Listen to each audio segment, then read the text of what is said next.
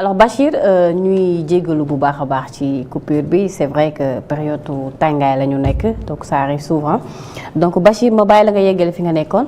ñu tëj point boobu ñu mun a avancer allez-y. dama ne woon aujourd'hui que Pastef avait la possibilité de faire la lumière sur les soit 80 morts nee naa leen nag ñii dee nag nañ ma baal na ma seen mbokk baal mais ñoom ñoo ñàkk ndaxte ñoom ñoo ñàkk ñii ñu diggoon ni ils vont faire la lumière ils ne l'ont pas fait parce que ils avaient le pouvoir d'annuler la loi d'amnistie pour xam ndax ñu tuddee woon force spéciale te ñu toog jàkkaarloog sénégalais dans une conférence de presse ñu ne man ñun ñoo nekkoon force spéciale ñun ñoo doon def lii ñun ñoo doon def lii ndax loolu dañ leen ko doon tuumal ou pas.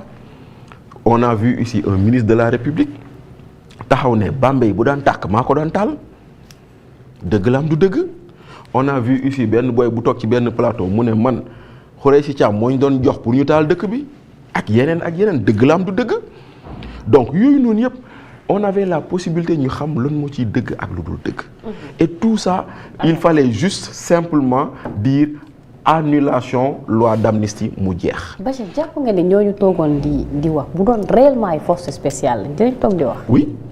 sérieusement oui, sérieusement. Okay. Parce que moi je donne un exemple. J'ai en ma possession un PV d'enquête de police boo xam ne ñu tuddee force spéciale la ñu wax ci enquête bi muy fa.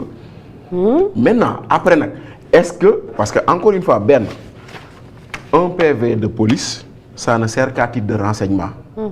neew ma ñoo ko def de mais dañ leen bindal ni ñoom dañoo yoroon seen groupe WhatsApp di fa waxtaane di planifier yan structure la ñu war a attaquer dem ba fay benn menuisier métallique pour mu defal leen ay herse xam nga luy herse mooy jam-jam yooyu nga xam ne dañ koy jël sotti ko ci tali bi pour que oto bu ñëw jaar ci roue yu crevé.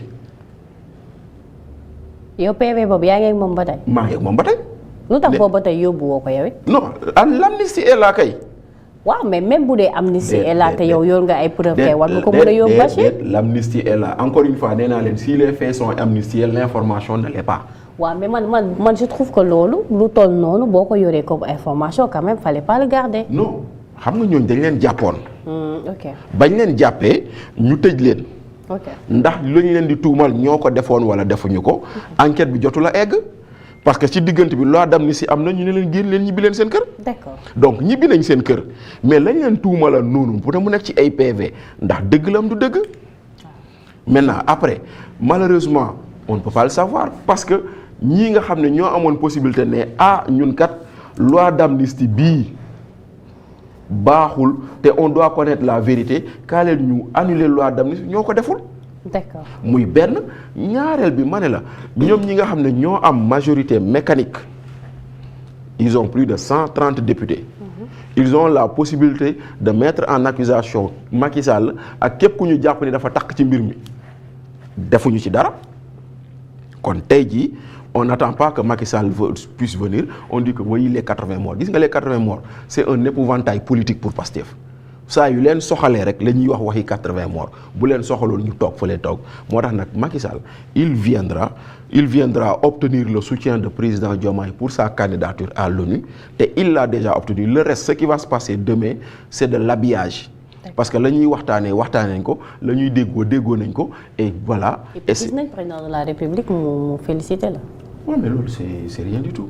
jotoo leen gisante. non pas du tout président Diomaye mosuma kaa gis ba mu nekkee président ba léegi. mosoo leen gisante. ba mu nekkee président ba léegi. mosuma kaa gis. mosoo leen tegante ba. waaw ba avant muy nekk président nag. ba mu nekkee Bassirou Diomaye bokk Pastef c'est quelqu'un que je connaissais il arrivait que ñu bokk añandoo waxtaanee tout mais ba mu nekkee prison parce que moom ak sama jarbaat ñoo bokkoon fu ñu nekk.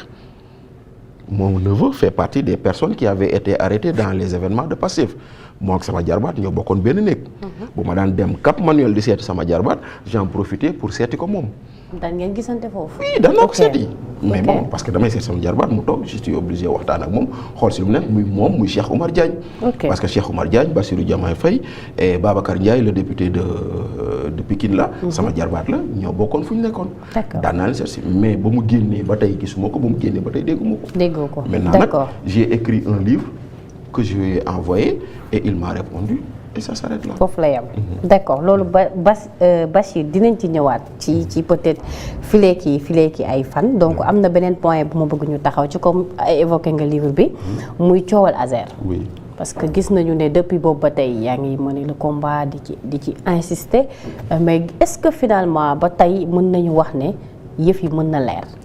d'après tournure bi mu jël yëpp parce que déggaat nañ fi xoose gauche xoose droite. waaw plainte gauche plainte droite. Thierno Alassane Sall génnaat na fi ci diggante bi mais jusqu'à l'heure où nous sommes est-ce que mën nañu am lumière sur cette affaire. lan la xam nga il faut qu'on soit d'accord sur au moins un fait. oui xam nga lequel fait on doit être d'accord. On a un marché qui devait faire 92 milliards. Pour électrifier 1600 villages. Moom Jean-Michel ñëw na nee na 1740 villages la.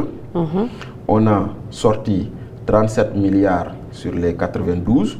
37 milliards ça représente 40% du montant. Les 37 milliards sont supposés électrifier 600 villages. À la date d'aujourd'hui, nous sommes le 15. 16. Nous sommes le 16 juillet 2026. À la date d'aujourd'hui, Jean-Michel Sène nee nañu 40 villages la ñu électrifié. Jean-Michel loolu la wax. ok Il l'a dit dans sa conférence de presse du 1er avril 2024. d'accord. Jean-Michel nee nañu 40 villages. 600 la ñu waroon am ñu toll ci 40. Contrat bi ñett at la waroon def fi mu toll nii ñaari at ak genn walla jeex na. 37 milliards génn na te équivalent en village amul. lii mooy le fait. fait bi la nit ñi jéem a comprendre documenter à travers un livre teg ko sur la place publique.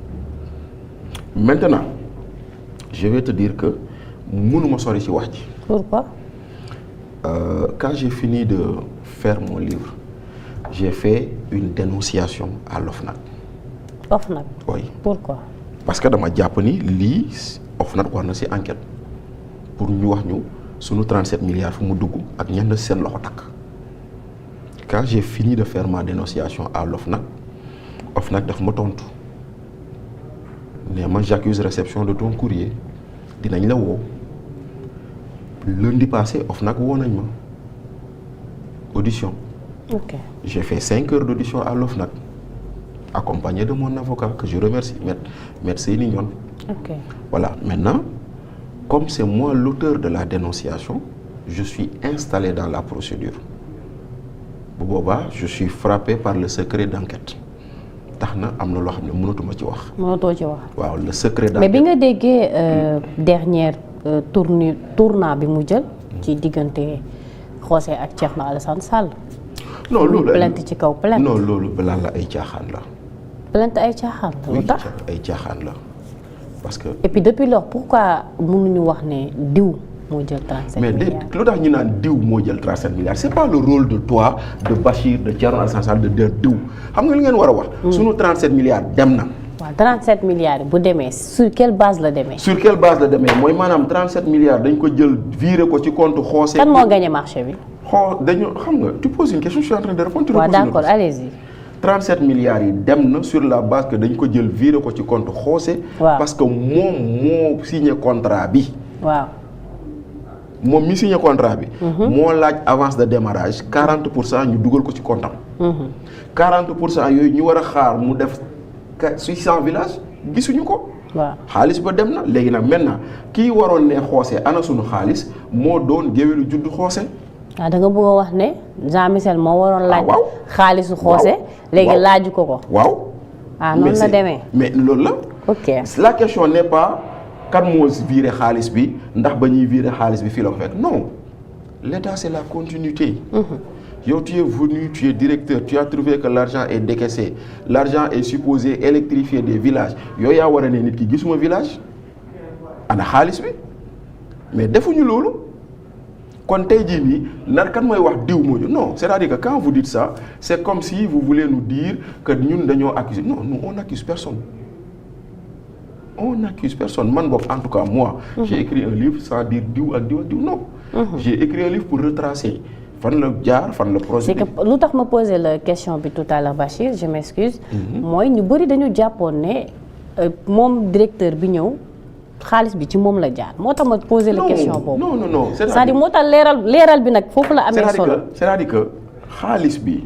contrat bi déjà moom mi directeur bu bees bañ koy signé fekkee ko fi ok parce que le contrat est signé en février 2024. moom nekk ko fi woon. directeur ba mu wuutu bi moo signé contrat bi. contrat boobu moo ne.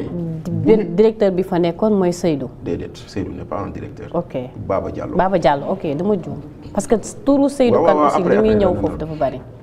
directeur ba fa nekkoon moo signé contrat bi il s'appelle Baba Diallo. ok. contrat ba ñu signé woon moo ne bu ñu signé contrat bi